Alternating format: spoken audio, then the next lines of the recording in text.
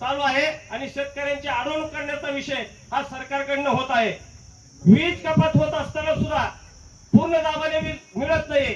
वीज कपात तुम्ही 4-4 तास लोड शेडिंग करताय। ज्या वेळेला कष्ट केलेल्या शेतकऱ्याला संध्याकाळचं एक वेळचं जेवण आम्हाला कुठेतरी शेतकऱ्याला समाधानाने मिळावं, परंतु जेवणाच्या वेळेला 6 ते 10 ही लाईट बंद केली जाते।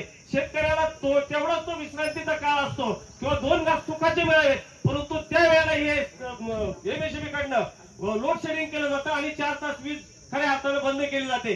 त्या कालावधीमध्ये अनेक ठिकाणी काही ठिकाणी चोऱ्या झाल्या।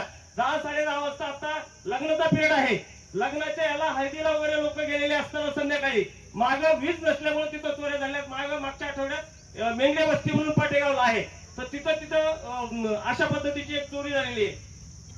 एजी फिडरवरील संध्याकाळी 6 ते 10 या वेळेतलं जे काही लोड शेडिंग आहे ते ताबडतोब बंद करण्यात यावं ही आमची प्रामुख्याने मागणी आहे।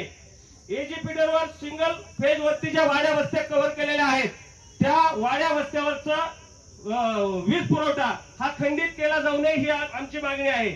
मागेल त्याला सोलर ही सरकारची धोरण आहे दादा, योजना आहेत, परंतु 2,500 शेतकऱ्यांच्या आपल्या कर्जत जामखेड मधून आता त्यांच्याकडनं पैसे भरून घेतले। काही लोकांना त्याला वर्षाचा कालावधी झाला, 6 महिन्याचा झाला, 8 महिन्याचा झाला, अद्यापर्यंत तो प्लॅन त्यांच्या शेतामध्ये बसलेला नाही।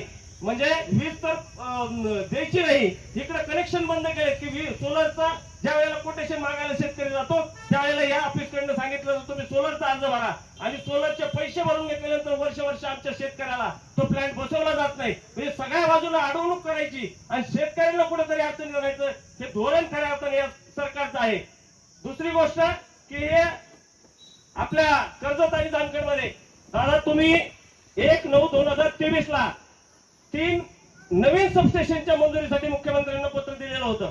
ते एशियन डेव्हलपमेंट बँक योजनेअंतर्गत ते कामं मंजूर होती, परंतु ते कामं अद्यापर्यंत त्या तिन्ही आमचं जळगाव असेल, चिलवडी असेल आणि जामखेड मधलं चोंडी असेल, तर या तिन्ही ठिकाणी अद्यापर्यंत कुठल्याही प्रकारचं त्या सबस्टेशनच्या कामाबाबत मंजूर असताना देखील त्याचं काम सुरू झालेलं नाही। ते जर 3 सबस्टेशन चालू झाले असते तर आज शेतकऱ्यांची अडचण येते ती वीज पुरवठा आणखी चांगल्या पद्धतीने आला असता आणि शेतकऱ्यांना ही अडचण आली नसते। आणि म्हणून की सरकार फक्त घोषणा करणारं सरकार आहे, फसव्या घोषणा करायच्या आणि शेतकऱ्यांना फक्त दिलासा द्यायचा तो कुठल्या पद्धतीनं तर फक्त घोषणा करून अशा पद्धतीचं हे फसवं धोरण राखणारे हे सरकार आहे। या सरकारच्या बाबतीत त्यांना जाग आणण्यासाठी खऱ्या अर्थानं आजचं हे आंदोलन आपण छेडलेलं आहे। या आंदोलनासाठी या शेतकऱ्यांच्या प्रश्नासाठी दादा आज आपण वेळात वेळ काढून इथं उपस्थित राहिला।